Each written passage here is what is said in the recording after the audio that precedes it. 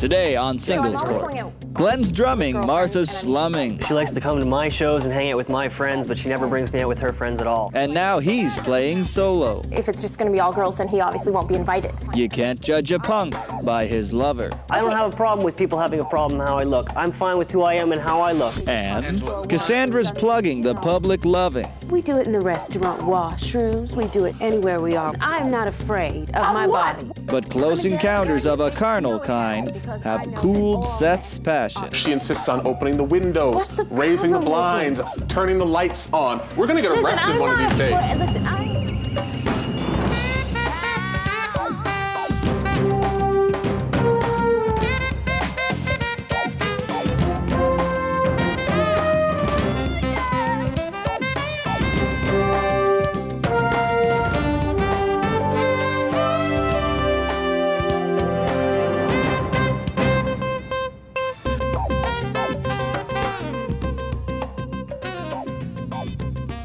Well, hello there, and welcome to Singles Court, the #1 show on the Singles Broadcast Network. And I'll show you the reason why. It's that lady right there, relationship mediator Angela Siegel. Show you the reason why? Are you just trying to say it's Show me the honey. Show me the honey. Oh, you are such a suck-up.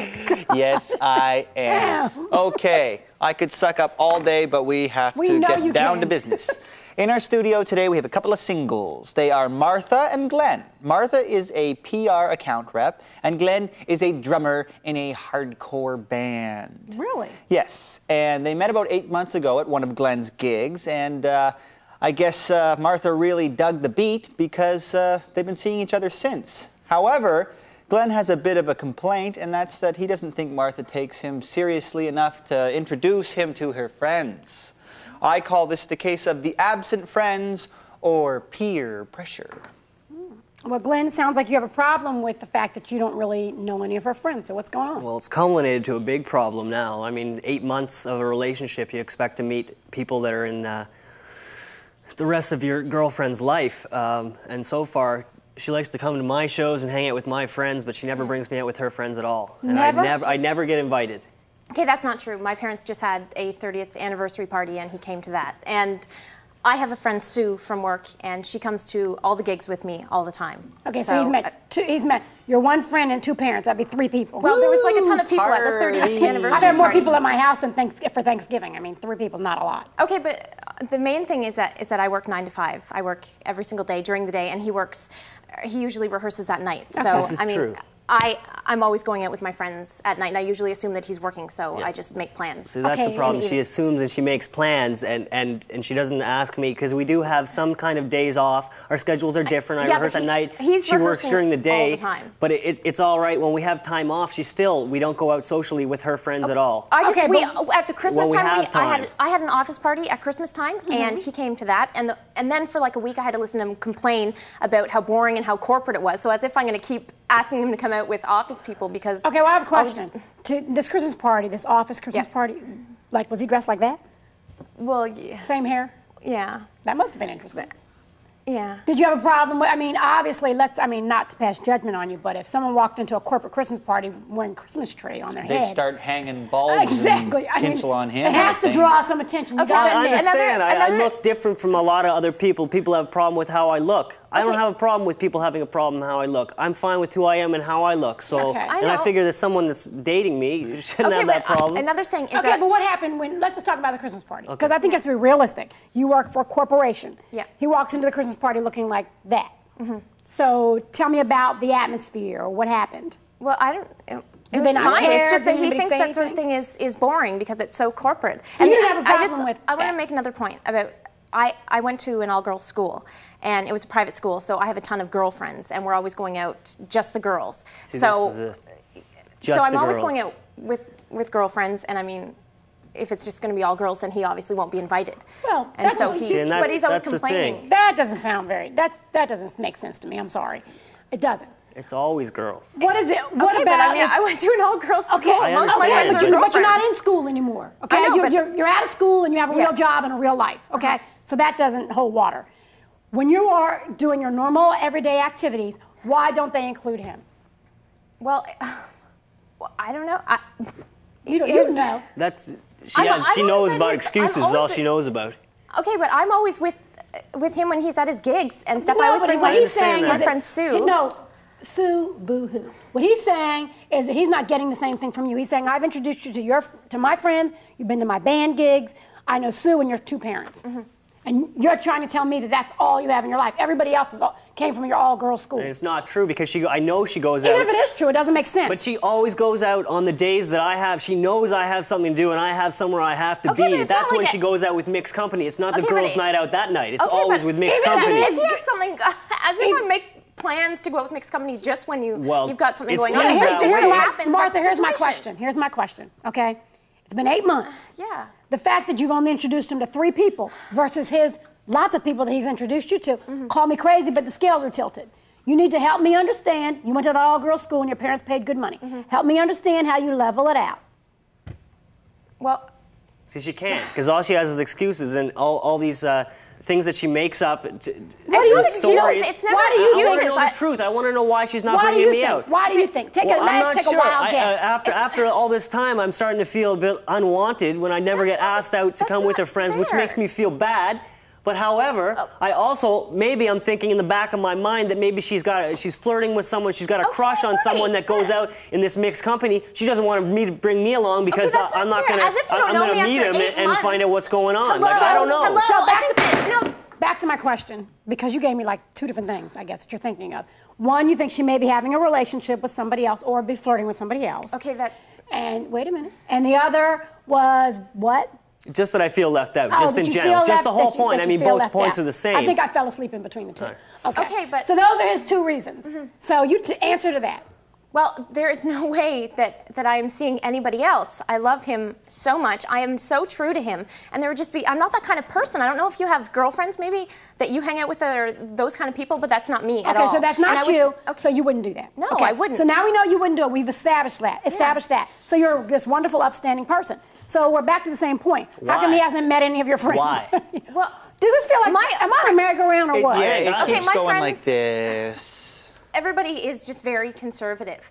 And so? Well, what does that mean? my mom wanted me to marry a doctor. And so she was always drilling it into my head that I should marry a doctor or a lawyer. But you introduced him to your parents. They seemed to like him. Okay, but when my friends found out that I was dating a drummer, they all thought it was a joke, and everybody was laughing. Obviously, they weren't impressed. And my mom, he's like the opposite of it. See, this is all a low. This is all a bull that she's laying in because. It is. I just don't think that they would understand. I don't think that maybe they would understand. I'm a liberal-minded person.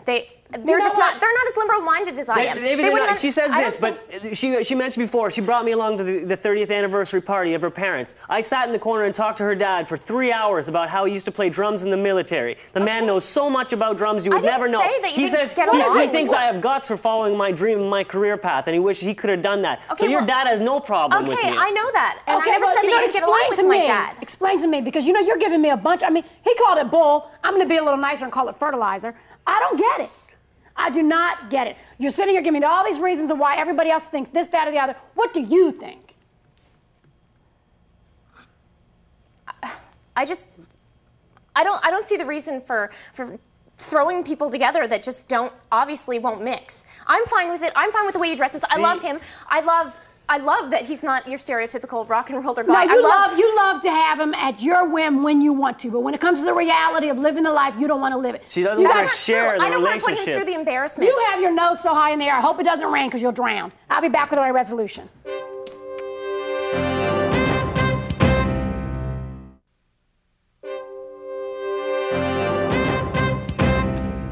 No one wants to be in a relationship where they're hidden. Martha, you knew what you were getting. There was no surprise here. You met him in the band. He had the same hairstyle, same look. There was no surprise at all. Truth of the matter is, you blame the fact that you don't want to introduce him to other people on your conservative family and friends, when in reality, it's you. You're the one that has a problem with it. You just don't want to admit it. You have a problem with the way he looks, and this is the man you say you love. You know, Glenn, you obviously marched to your own drum, and that's fine. More power to you. But you have to realize that Martha wants to keep you on the DL, and in layman's terms, that means the down low. What that does is gives her a form of control. She can control where you go, who sees you, and what you do. Now, that does not make a recipe for a very good relationship. You know, relationships require the inclusion of both partners in our everyday lives, not secrets. Both people have to be included in what we do on a day-to-day basis. In this situation, I would say that the relationship is pretty much over, because unless you're willing to change the idea that that's the man you love, that's what you got from the beginning, and that's what you end up in the end, then when it's all said and done, the last drum beat is going to drown out the last heartbeat. And that's that in black and white. Next on Singles Court, Cassandra's plugging the public loving. It's the only thing that makes me happy. I can't do it with the lights, you know, off and the door closed. But close encounters of a carnal kind have cooled Seth's passion. Something that turns me on, and I don't get turned on. It just seems to be the only way she has to have it. It's all about her. Singles Court is back with the Queen of Extremes, the Queen of Contrast, Angela Siegel. Here, there, everywhere. You are right here, though. And also right here in our studio, we have two singles with a problem. And that's why they're here, to see you, or else there wouldn't be any reason. That's right. So let me explain it. We have Seth, who is a government health inspector, and Cassandra, who is a cosmetic specialist. Now, they have a happy, healthy relationship and have for about a year now, except for one thing. Cassandra insists on having sex in public places, and at first Seth indulged this fantasy or fetish or whatever you want to call it, but it's getting to be a bit of a chore for him. So I call this the case of only you, only in public.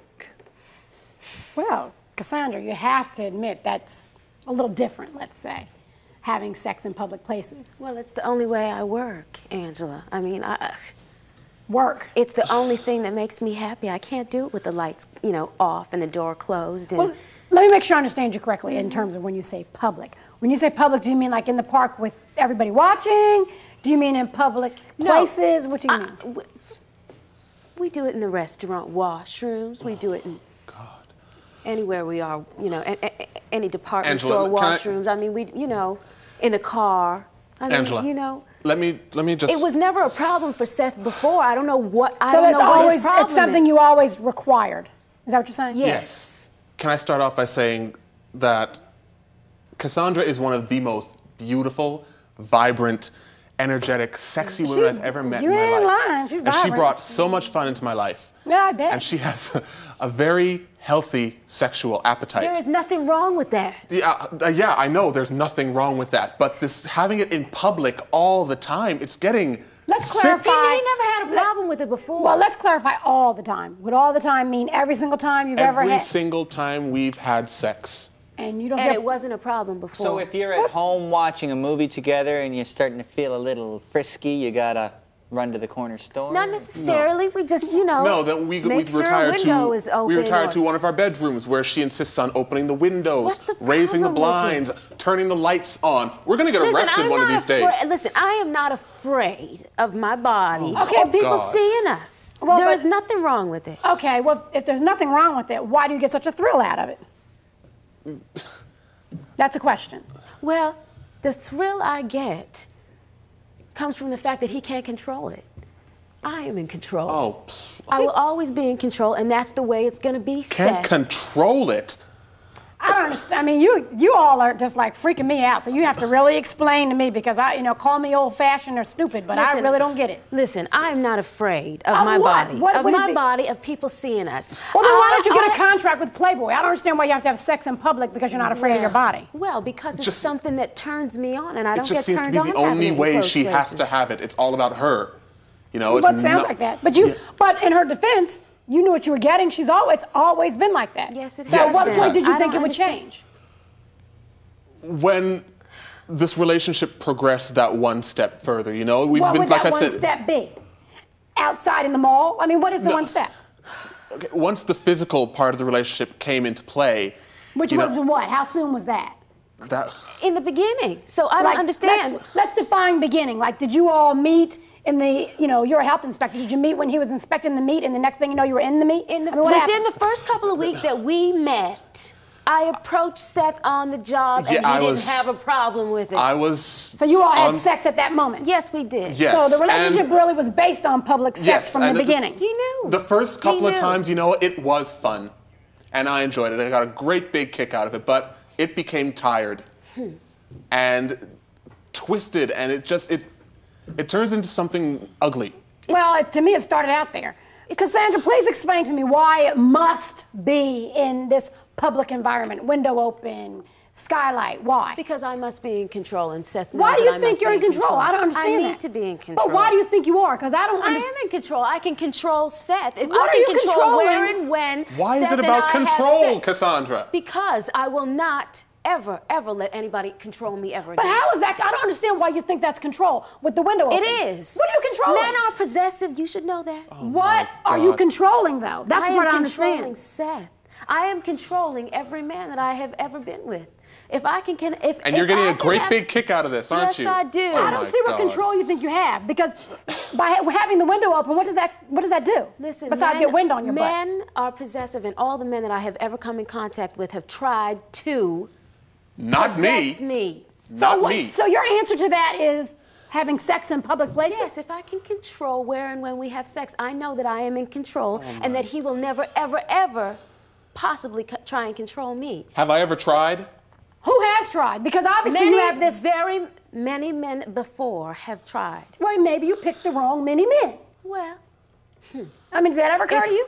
No, it hasn't, because I know that all men are incredibly possessive, okay? Really? Yes, they are. Okay, and what do you call it when you call the shots about where they have sex and when? Listen, I will never allow myself to be ever controlled again. Never. Okay. Never, ever, ever. You're turning this into something ugly. Do you see? You're Listen, turning an expression of love into something. I was in a relationship in which someone tried to control me for a very long time. He controlled where we went, what we ate, when we ate, where we lived, when we had sex, how we had sex. Okay. And I refuse, I repeat, refused to ever, ever, ever have that happen again. Okay, so your answer to that, I guess I'm missing something. I can feel you on the pain. Been there, I've been in the same situation. I know what you're saying. But I don't understand the answer. See, I got out and found a better relationship. You got out and I don't understand, and then you found sex in the mall. No. I'm missing something. So what you're missing is, what I do is I basically test them. Oh. The test is... Get your paper out. Yeah, I want to make sure I pass this one. The test is, as long as the men can go along with what I want to do, I always know that I can control them. And until they can understand that this is the way I'm going to be and I'm not going to change, the next one will have to step up and take his turn. You know what? Yes, that is the dumbest thing I ever heard in my life. And you know, I'm sorry, that's right. I would come out and tell you, even before I go to the resolution, and that is dumb. Because you're telling me that you're controlling them, but how are you controlling them? You're using sex as a way that you think of control. That's not the same thing. Absolutely is. If he can understand that this is the way I'm in, I'm not going to change, he'll have to understand that this is it or nothing. Another one can step up. So is that all I am to you? A test? You know, I'm this is out of control. A lab mouse? It's out of control. I'm going to resolution. Open the window. Oh, yeah. Turn on the light.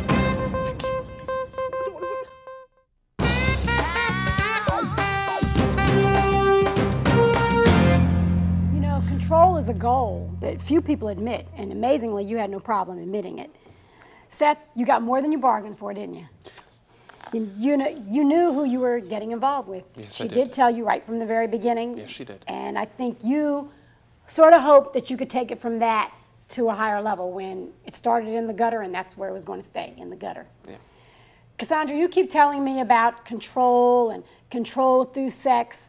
And you know, the sad part is that you don't realize what you're exhibiting is the lack of self-control, that you're not really controlling anything. And the most important thing is you're not controlling you, which is truly who we should be concerned with, ourselves. You know, sex changes the complexion of every relationship. This relationship started out with a big blemish right from the very beginning. The sad part is when you look at what's supposed to be an intimate act and you've taken it and turned it into a public act only on your terms, you're talking about a very one-sided relationship. Seth, I suggest that you find someone who has common desires, goals, and interests with you. That's what a good relationship is made of. That's what you need to do. Cassandra, you on the other hand, have to look at the fact that you've built up walls. You have a lot of issues and you've built up walls and said, no one is allowed to love me through these walls. I am the one who's the most important here. I don't care about anybody else. I just care about me. And as you build these walls up, everyone that wants to love you has to get through those walls. So what I suggest you do is the next time you want to do something in public, run to a public telephone, get a public telephone book, and call a public therapist. You need help. And that's that in black and white. Well, there it is. When it comes to relationships, well, if you want to rock, you better learn how to roll too, because it's a package deal. And if you're going to take the stage and wait for the lights to come up and the curtain to open, you better be prepared to share that stage as well. Join us next time here at Singles Court, the final word for singles.